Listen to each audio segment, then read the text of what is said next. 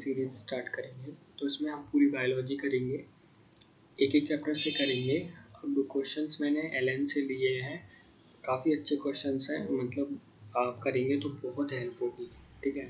और अब पेपर का लेवल बायोलॉजी में भी बहुत काफ़ी इम्प्रूव हुआ है। तो ये क्वेश्चंस ऐसे हैं, मतलब सब तरह के हैं, diagram based, statement based, assertion reason, तो काफ़ी हेल्प होगी। एक चैप्टर के मैं करा दूंगा 40+ क्वेश्चन, ऐसे हम पूरे डिस्कस करेंगे और फिर एक बार हो जाएंगे तो फिर सिर्फ एक असर्शन रीजन वाले पहले ये पूरा कर लेते हैं, ठीक है। तो first chapter cell unit of life से स्टार्ट कर रहे हैं, फिर सेल साइकिल मैं पहले बता दिया करूँगा, आप पूरा चैप्टर पढ़ लेना, फिर मेरे साथ क्वेश्चंस डिस्कस कर लेना तो चैप्टर हो जाएगा, क्योंकि आप भी कुछ क्वेश्चंस कर रहे होंगे, फिर मेरे साथ ये वाले और कर लेंगे, तो फिर वेरिएशंस मिलेगी ही नहीं, आपको देखे हुए क्वेश्चन से ही मिलेंगे, ठीक है। तो इससे स्टार्ट करते हैं, ठीक है। फर्स्ट चैप्टर है cell unit of life. Cell unit of life से इस बार भी नीट में 4 से 5 क्वेश्चन आए, 4 से 5 क्वेश्चन, तो बहुत इम्पोर्टेंट चैप्टर है और पहले भी आते रहे हैं, ठीक है। तो फर्स्ट क्वेश्चन से स्टार्ट करेंगे। मार्किंग थोड़ी अलग अलग मिलेगी क्योंकि मैंने अलग अलग टेस्ट की PDF से लिए हैं, तो अभी आप थोड़ा मैनेज कर लेना। क्वेश्चंस मार्किंग अलग रहेगी, मैंने अलग अलग PDF यूज़ करूँगा मैं, पर क्वेश्चंस काफ़ी रिलेवेंट हैं और एलएन के यूज़ किए हैं मैंने, ठीक है। चलो सबसे पहले क्वेश्चन है, the primary construction on a chromosome is known as. जो प्राइमरी कंस्ट्रक्शन होती है क्रोमोसोम में वो होती है हमारी सेंट्रोमियर, ठीक है। अब ये कहने को क्वेश्चन बहुत इजी है, पर एग्जाम हॉल में हमें प्रेशर होता है तो हम क्या कर देंगे, जो प्राइमरी कंस्ट्रक्शन होता है उससे हम सेंट्रोमियर और सेंट्रोसोम सेम है, सेंट्रियोल भी यहाँ तक सेम है, तो कुछ बच्चे क्या करेंगे कि सेंट्रोसोम लगाएंगे। ऐसी गलतियाँ मैंने भी बहुत की हैं, सब करते हैं, पर हमें यही कंट्रोल करना है एग्जाम तक, क्योंकि आसान चीज़ें भी गलत होती हैं एग्जाम में। The central part of the proximal region, next question, the central part of the proximal region of centriole. जो सेंट्रियोल होता है उसका जो सेंट्रल पार्ट होता है, सेंट्रल पार्ट होता है हमारा हब। ये भी डायरेक्ट क्वेश्चन है, ठीक है। हाँ ये काफ़ी इजी क्वेश्चन था, इजी वाला, ठीक है, इजी। अब 103 देखेंगे, ठीक है, हम डायरेक्ट मिलाएंगे। फ्लैजिला में कैसा अरेंजमेंट होता है, फ्लैजिला में तो डायरेक्ट दिख रहा है कि हमारा 9+2 अरेंजमेंट होगा, ठीक है। अब ये पेरीन्यूक्लियर स्पेस ये भी NCERT में दे रखा है, 10 से 50 नैनोमीटर का होगा। अरे याद है, जो पेरीन्यूक्लियर स्पेस होता है वो 10 से 50 नैनोमीटर का होगा, ठीक है। अब हम ये टीलोसेंट्रिक मिलाते हैं। अब ये तो डायरेक्ट आपने 4 पढ़े होंगे ना, मेटासेंट्रिक, सब मेटासेंट्रिक, एक्रोसेंट्रिक, टीलोसेंट्रिक, तो जो टर्मिनल वाला होता है वो टीलोसेंट्रिक होता है। अब देख लो, बस सी का फर्स्ट लगाया हमने और पूरे ऑप्शन मिल गए, मतलब ये भी गलत हो गया, ये भी गलत हो गया, ये भी गलत हो गया, फर्स्ट ऑप्शन आपका डायरेक्ट आंसर मिल गया अपन को। पर हम और मिला लेते हैं, ऐसे बी का थर्ड किया था, बी का थर्ड तो 2 में था, ऐसे ए का सेकंड मिला लिया हमने, डायरेक्ट फ्लैजिला में 9+2 अरेंजमेंट, ठीक है। और डी का तो डायरेक्ट पता चल रहा है क्रोमैटिन नेटवर्क, जो इंटरफेस में न्यूक्लियस होती है वो क्रोमैटिन नेटवर्क, इंटरफेस की न्यूक्लियस ये आपको मिलेगा सेल साइकिल वाले चैप्टर में, और मिक्स क्वेश्चन था, ठीक है। अब ये देखते हैं,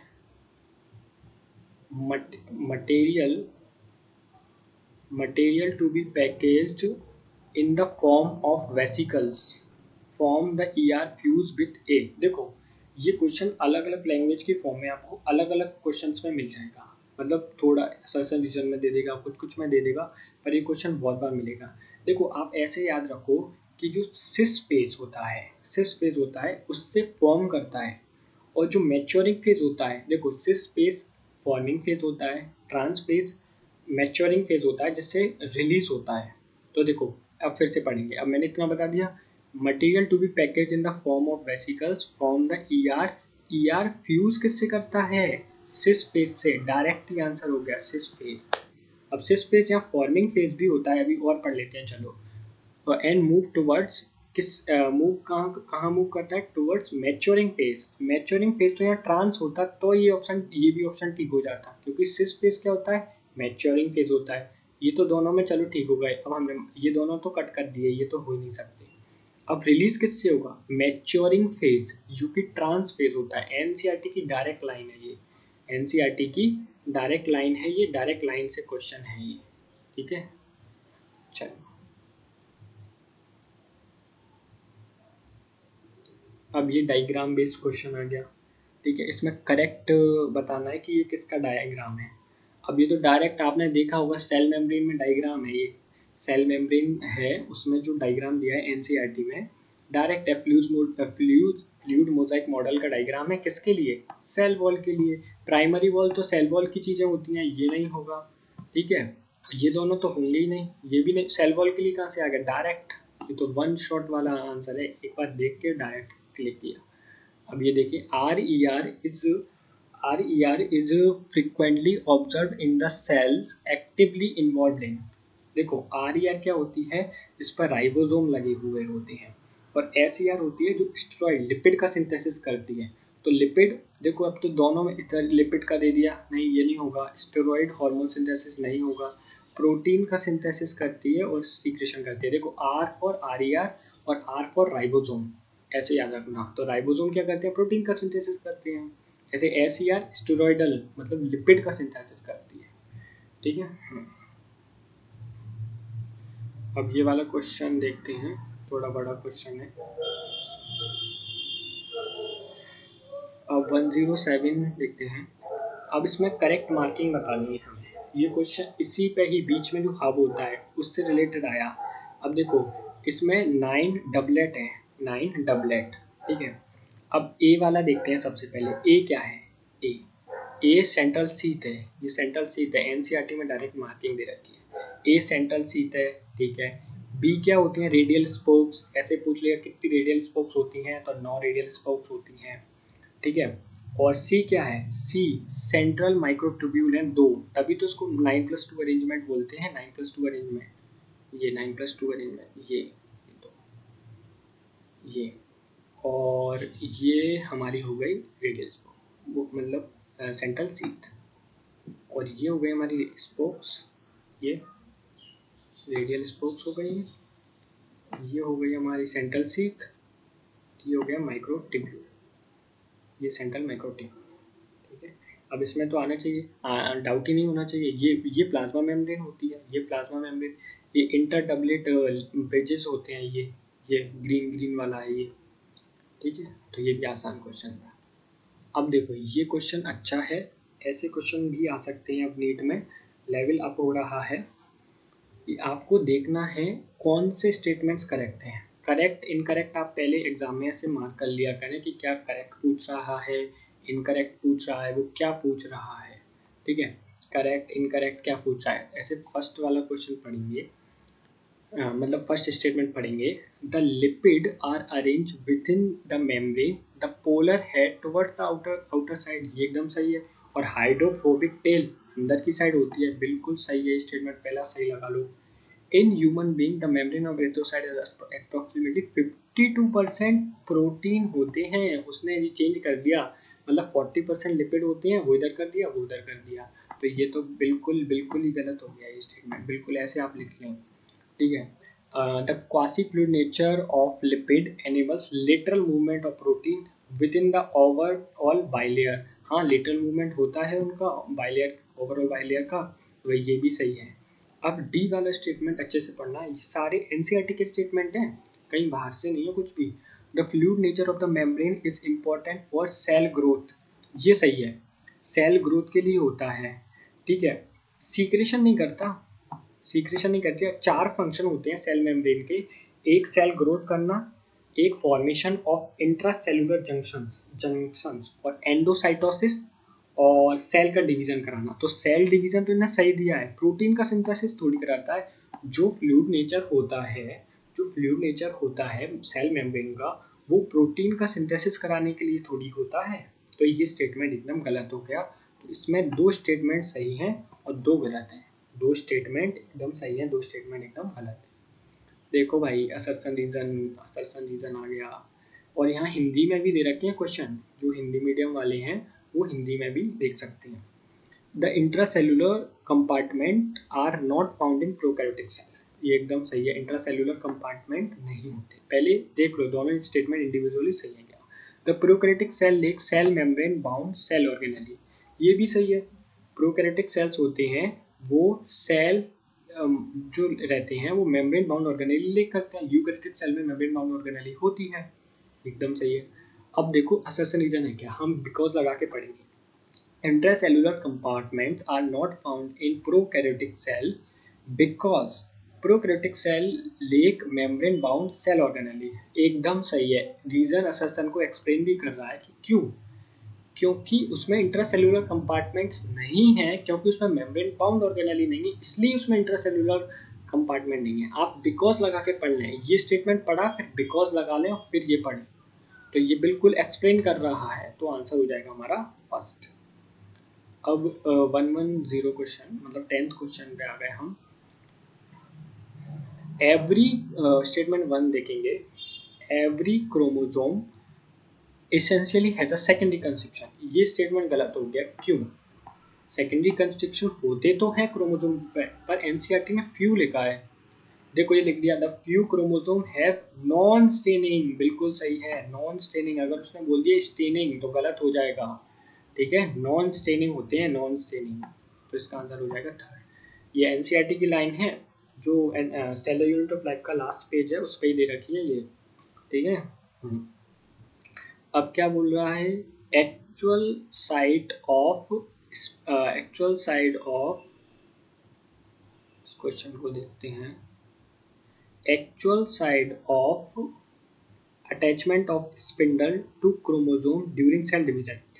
अब ये डायग्राम दे रखा है, उसमें दे रखा है कि जो क्रोमोसोम होता है उसके साथ में यहाँ काइनेटोकोर्स होती हैं, क्या होती हैं, काइनेटोकोर्स होती हैं, वहाँ पे अटैचमेंट होता है क्रोमोसोम का ड्यूरिंग सेल डिवीजन। तो ये वन लाइनर क्वेश्चन है और डायरेक्ट क्वेश्चन है, काइनेटोकोर्स, ठीक है।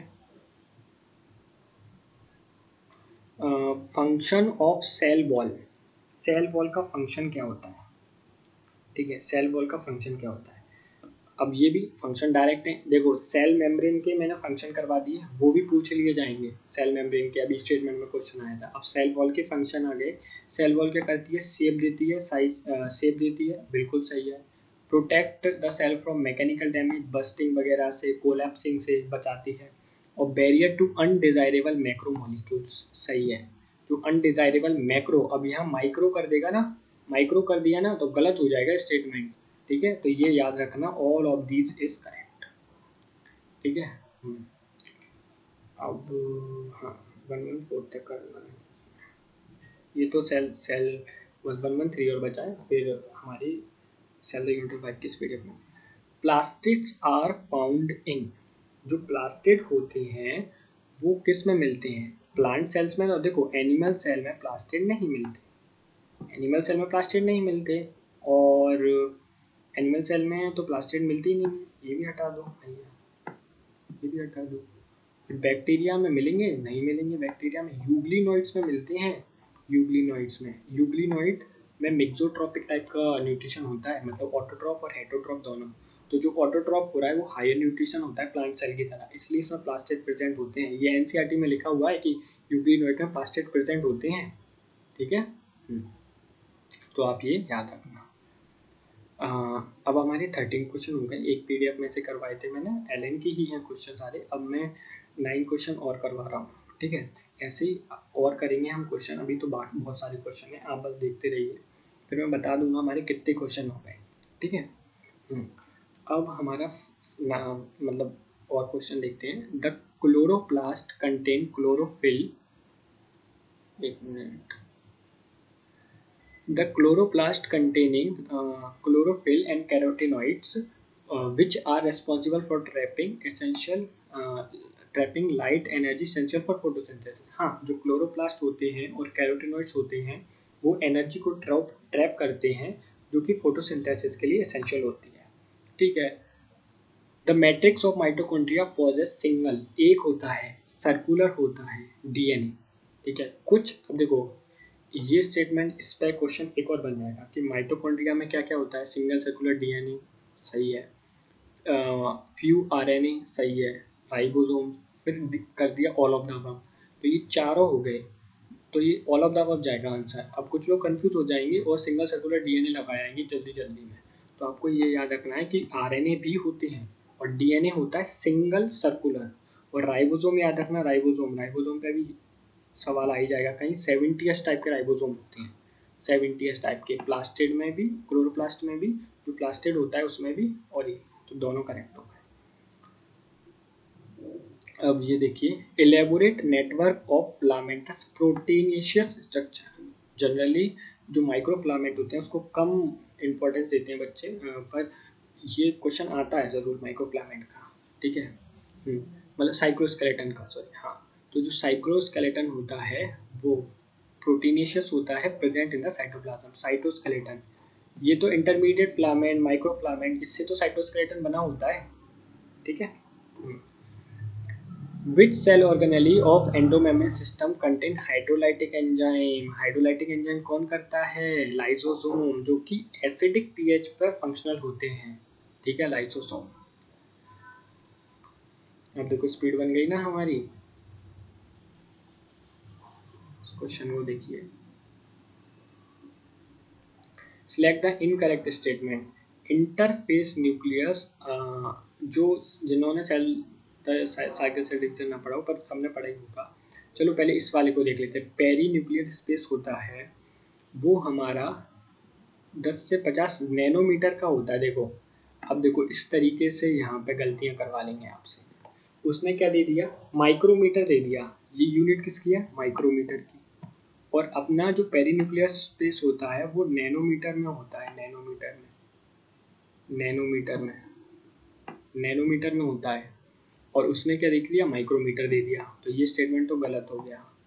अब बस इतनी सी चीज़ पकड़नी थी, आपका ध्यान गया और आपने ये कर दिया। इनकरेक्ट सेकंड हो गया इसमें। पर हम और पढ़ लेते हैं। During different stage of cell division, cell show structured chromosome in place of nucleus. सही है। Even chromosome essentially have centromere, chromosome के पास होती है सेंट्रोमियर। सही है। Interphase nucleus highly extend and elaborate nucleoprotein fibres. ये भी एनसीईआरटी की लाइन है, न्यूक्लियोप्रोटीन फाइबर्स होते हैं उसमें, ठीक है। यही गलत हो गया। मतलब यहाँ पे 10 से 50 नैनोमीटर होगा, माइक्रोमीटर नहीं होगा, ठीक है। चलो नेक्स्ट क्वेश्चन। व्हेन क्रोमोसोम, देखो अब इस पे क्वेश्चन पीवाईक्यू भी आ रखा है, मेटासेंट्रिक, सब मेटासेंट्रिक, एक्रोसेंट्रिक, टीलोसेंट्रिक, लगातार 2-3 साल से पीवाईक्यू आ रहा है इसमें। इस बार 25 में नहीं आया, 24 में आया है, 23 में, रीनीट वाले में भी आया है, और अलग अलग में आ रखा है। ये तो जनरली याद रखना है। जैसे मेटासेंट्रिक होता है उसमें इक्वल होती हैं, फिर सब मेटासेंट्रिक में थोड़ा बड़ा, और टीलोसेंट्रिक में टर्मिनल होती है। इसमें क्या होता है? which chromosome has centromere slightly away from the middle of the centrosome resulting into one shorter, एक छोटी और एक बड़ी, एक छोटी एक बड़ी हो गई तो ये सब मेटासेंट्रिक हो गया। इक्वल बोलता तो मेटासेंट्रिक हो जाता, टर्मिनल बोलता तो टीलोसेंट्रिक हो जाता। तो ये तो आसान क्वेश्चन है, जनरली सबको आता ही है। Which one of the following cell organelle is responsible for the formation of glycoprotein और glycolipid का सिंथेसिस कौन करता है?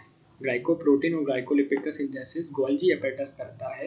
ये भी डायरेक्ट क्वेश्चन है, डायरेक्ट, ये तो सबको पता होगा ही।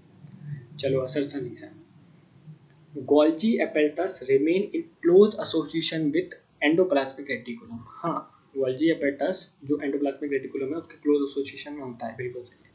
Material to be packaged in the form of vesicle form with ER fuse with cis phase। देखो मैंने अभी बताया था ना आपको कि cis phase से फ्यूज करता है, और रिलीज किससे होता है?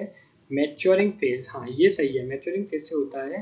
पर यहाँ तो सिस आएगा ना, सिस फॉर्मिंग फेज होता है, और सिस फेज आएगा यहाँ पे, ट्रांस फेज थोड़ी आएगा। तो ये तो गलत हो गया।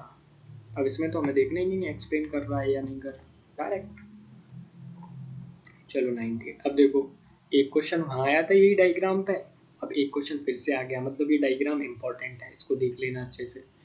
देखो ए वाला क्या होगा, मैं पहले कर ही लेते हैं। ए वाला होगा शुगर, ठीक है। जो बी वाला होगा वो कोलेस्ट्रॉल होगा। सी वाला क्या है?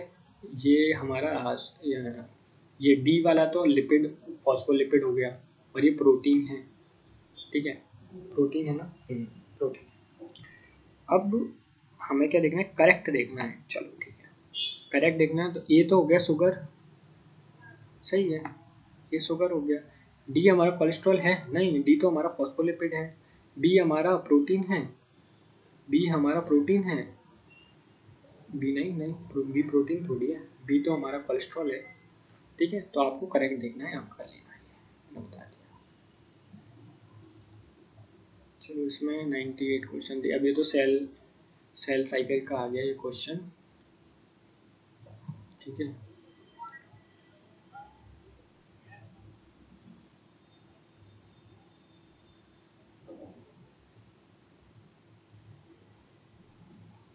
चलो इसका क्वेश्चन कर लेते हैं।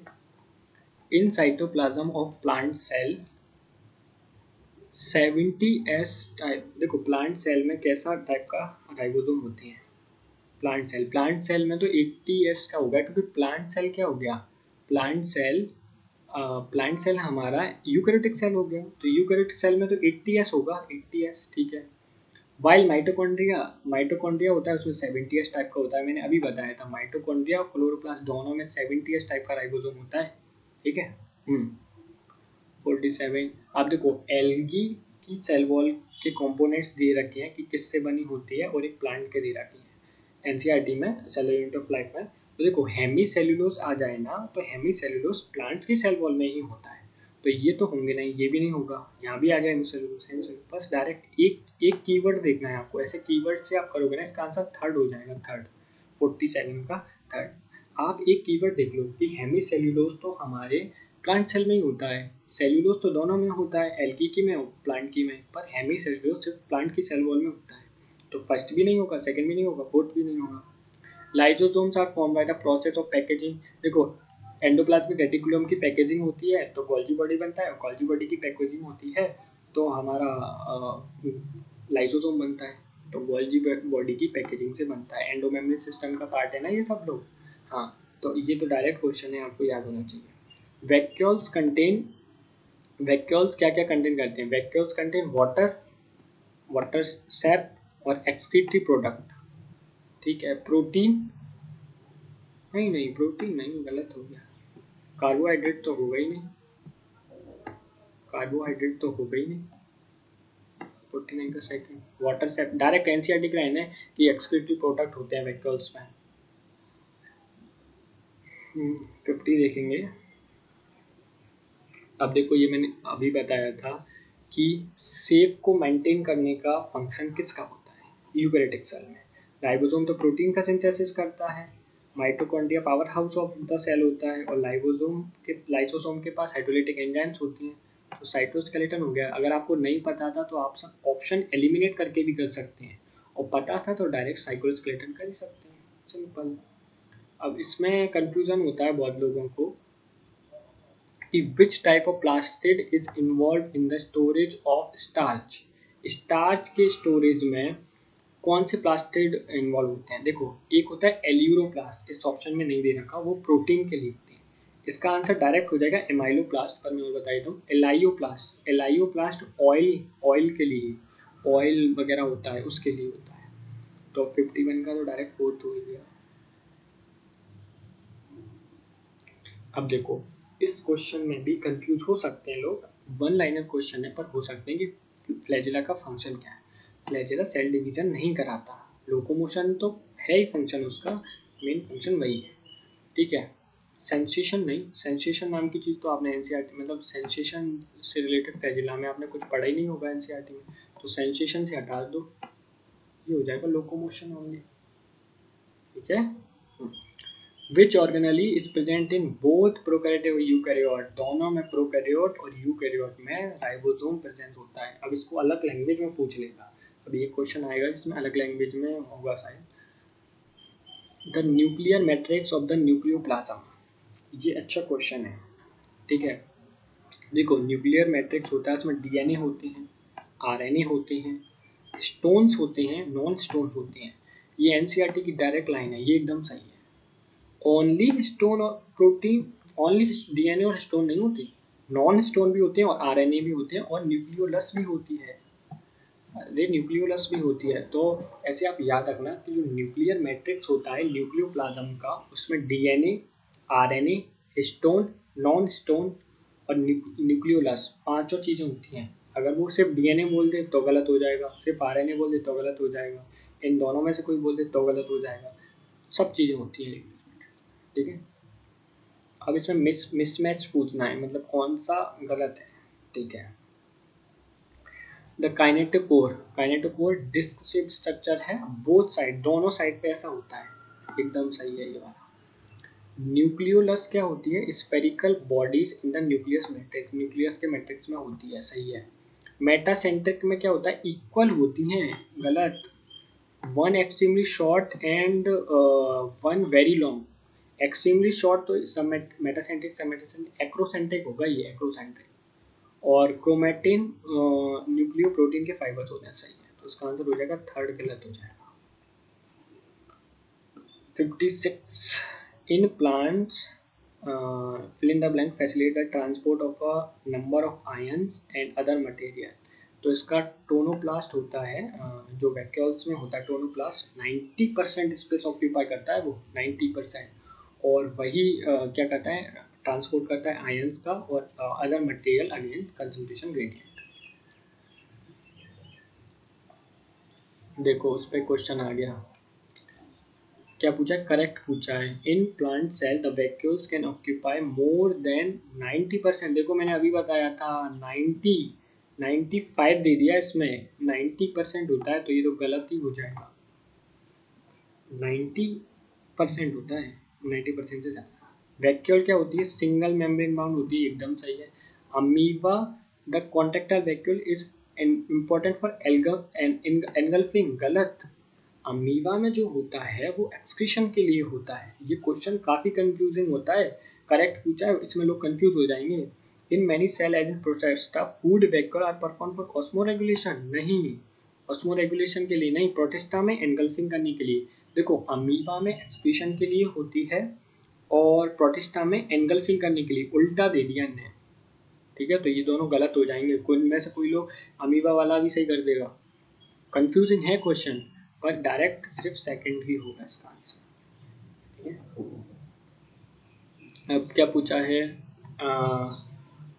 विच of the following is are statement related to ribosome. Ribosome से रिलेटेड क्या क्या है?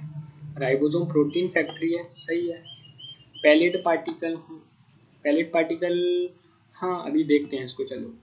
पॉलीराइबोसोम मतलब चेन होती है, उस पर राइबोसोम आ जाते हैं, उसे पॉलीराइबोसोम होती है, ठीक है। राइबोसोम मॉडिफिकेशन है लिपिड की मॉडिफिकेशन थोड़ी होगी।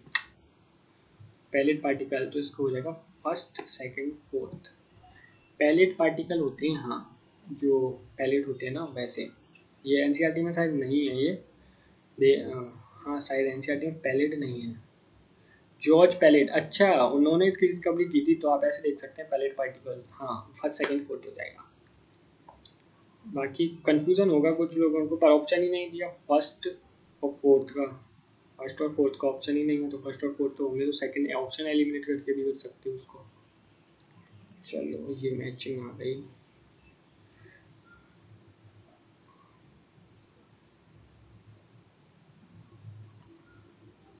चलो पहले हम मैच कर लेते हैं फिर देखेंगे। चलो पहले मैच कर लेते हैं।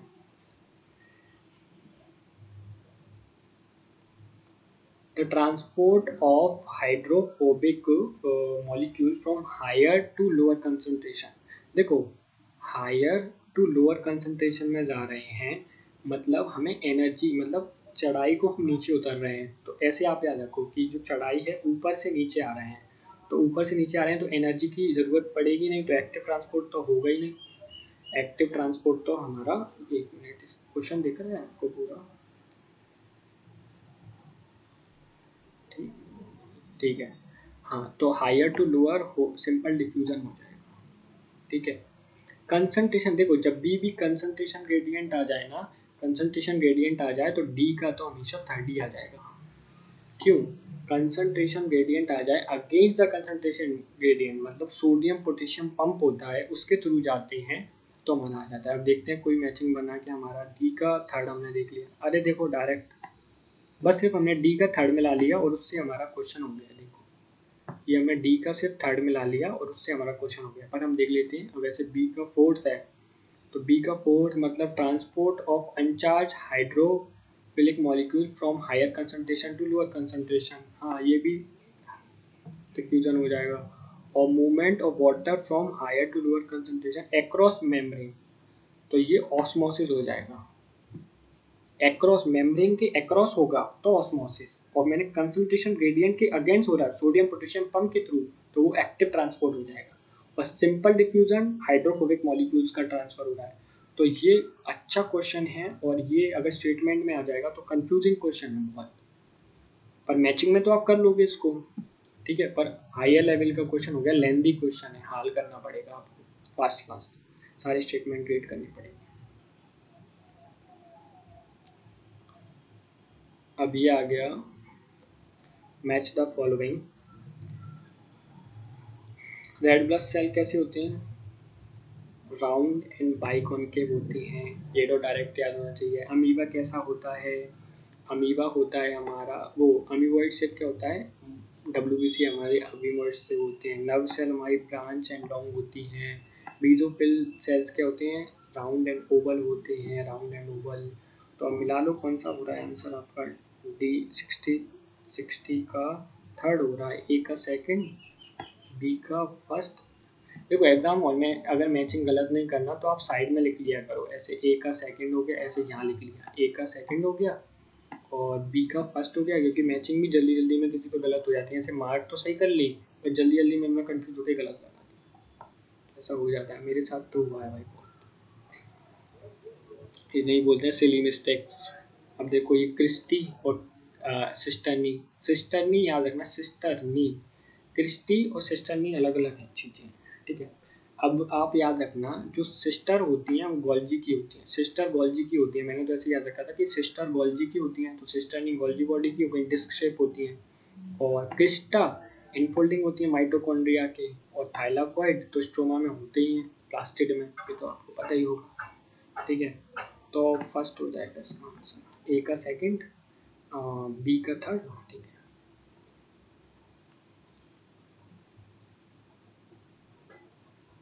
अब इसमें क्या बताना है, इनकरेक्ट बताना है। अब ये पढ़ लिया करो, इनकरेक्ट करेक्ट ऐसे मार्क करके, एग्जाम में भी कर रहे हो तो इनकरेक्ट करेक्ट, क्योंकि मेरे से भी बहुत गलती हुई है इससे रिलेटेड। करेक्ट इनकरेक्ट ही गलत पढ़ लिया।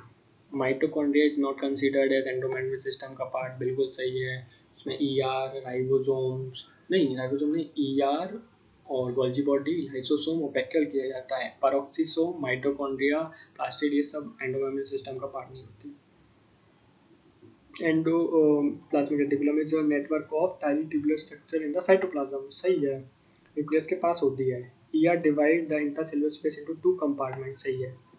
The rough endoplasmic reticulum is the major site of lipid synthesis, R या राइबोसोम वाली होती हैं, तो लिपिड का नहीं प्रोटीन का सिंथेसिस करती हैं, ठीक है।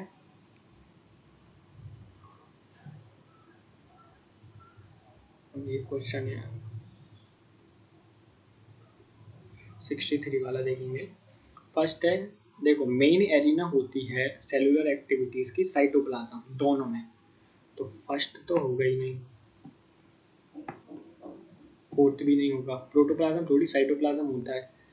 सेकंड देखेंगे बी वाला, the dash are the spherical structure present in the nucleoplasm, nucleoplasm में न्यूक्लियोलाई होती है, माइटोकॉन्ड्रिया थोड़ी आ जाएगी। और prokaryotic cell lack membrane bound organelle, ये तो पहले ही बता दिया था। प्लांट सेल के लिए मत कर देना, प्लांट सेल तो यूकैरियोटिक सेल हो गया, उसमें मेम्ब्रेन माउंट ऑर्गेनेल ही प्रेजेंट होती है,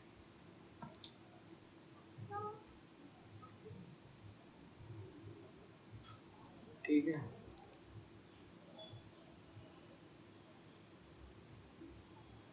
चलो इतने क्वेश्चन ही करते हैं हम, बाकी अगर पसंद आए, मतलब अच्छे लगे क्वेश्चंस, अगर अच्छे हों तो मैं ये सीरीज़ कंटिन्यू करूँगा, और ज़्यादा बढ़ा लेंगे क्वेश्चन, मेरे पास क्वेश्चन तो हैं, मतलब मैं और ले आऊँगा। अगर आपको लगे कि और क्वेश्चंस कर सकते हैं हम डिस्कस, तो मैं और क्वेश्चंस ले आऊँगा, बाकी कोई दिक्कत नहीं है। मतलब अभी तो आज हमने कितने क्वेश्चंस किए हैं, 46 और 63, तो 17 क्वेश्चन हो गए, तो मैं लिख लेता हूँ 17 क्वेश्चन वो हो गए, 46 50 63, ठीक है। और 9 क्वेश्चन वो थे और 15 क्वेश्चन वो थे, तो 14, ये ऑलमोस्ट 30-40 क्वेश्चन थे, 31 क्वेश्चन थे। पर नेक्स्ट वीडियो में 50-60 ले आऊँगा आराम से, अपन ज़्यादा डिस्कस कर लेंगे। पर अगर ये अगर अच्छे लगे हों तो आप मुझे बताना, बाकी हम ऐसे ही डिस्कस करेंगे। पूरी बायोलॉजी करवा दूंगा, फिर हम केमिस्ट्री का भी सोचेंगे। पर अगर क्वेश्चंस अच्छे हों तो मुझे बताना, और मैंने अगर अच्छे से डिस्कस किया हो, मेरा पसंद आया हो, तो जेन्युइन बता देना।